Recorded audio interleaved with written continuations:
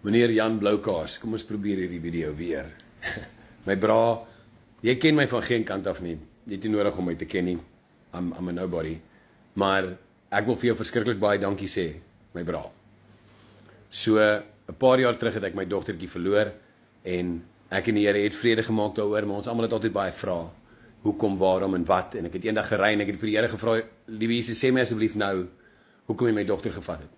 Soek nie 'n duif op 'n dak nie. Ek wil nie 'n veer hê wat verby my vlieg en ek moet raai nie. Here sê my asseblief, I'm busy losing my mind. En die Here sê vir my, moes ek haar nie vir jou gegee het nie. En ek klik, I would rather have had her than never had her.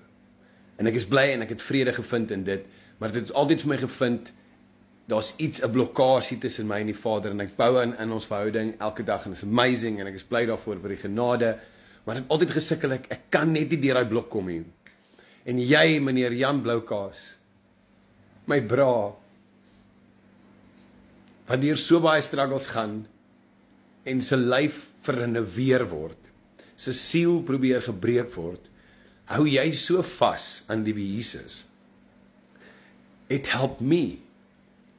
Dit het vrede vir my gegee om te laat gaan. En my bra, dankie. Dankie, dankie, dankie. Ek hoop dit beteken vir jou wat jou journey vir my beteken. En ek is ewig spyt en ewig dat ek jou nog nooit ontmoet het nie. Mag jou een ding sê, daar wag vir jou 'n amazing verwelkoming. Because jy het seker gemaak dat hierdie siel gaan hemel toe. Jy, my vriend, jou journey. En daarvoor is ek ewig dankbaar. Ek maak nie hierdie vulnerable video's nie, want ek hou nie daarvan nie. Maar my vriend, dankie. Your journey is amazing. And I'm really sorry dat hierdie aarde jou verloor. Because I don't know, I think you'd be a better angel. Want dis net amazing. My vriend, ek kruip die dinges nie, maar this is the only way I can get this message to you.